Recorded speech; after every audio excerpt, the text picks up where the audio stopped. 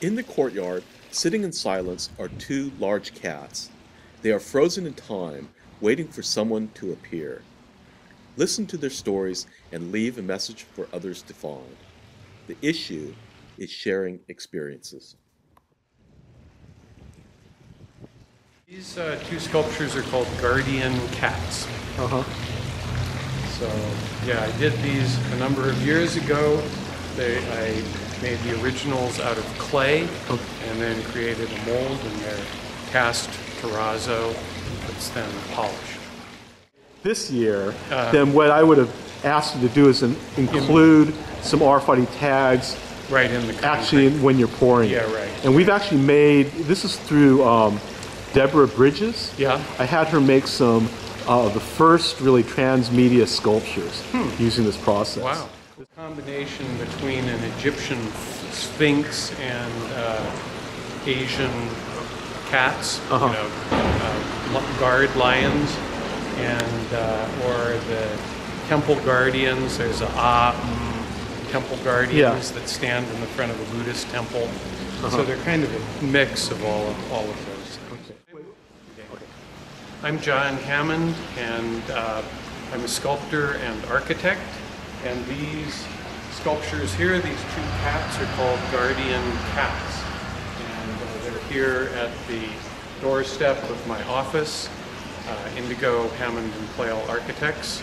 And we do a variety of environmental projects specializing in super energy conservation and ecology. The mission of our firm is the integration of art, architecture, and ecology in order to bring people closer to each other, closer to nature, and closer to their spiritual and cultural aspirations. I'm really interested in this area of making really transmedia sculptures. Yes. Where we can actually transform the sculptures into interactive storytellers. What kind of stories would your cats tell?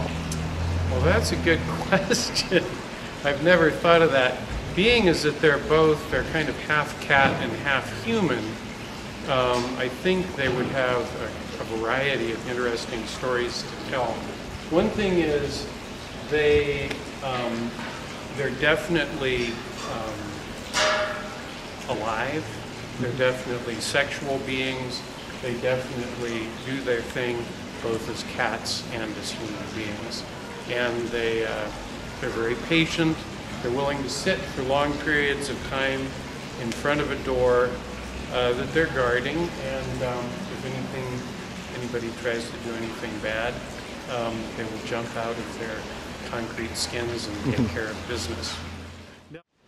If I was to say that you could now embed a message or story in concrete that would allow the consumer to learn a little bit more about the type of structure you're building. Right. And not only that, but then they could leave a message. What would you say? How does your, let's say, buildings differ from others? Yeah.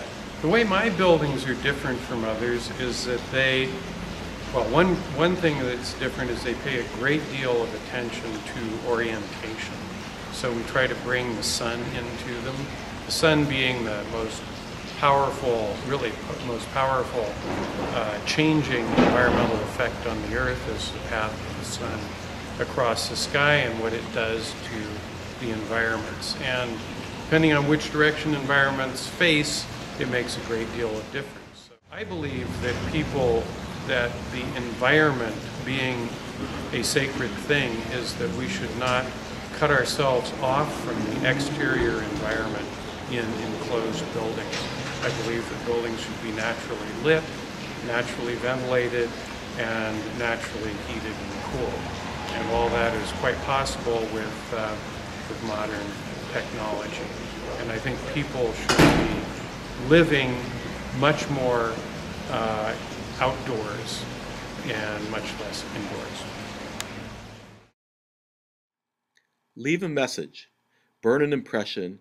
The issue is sharing experiences.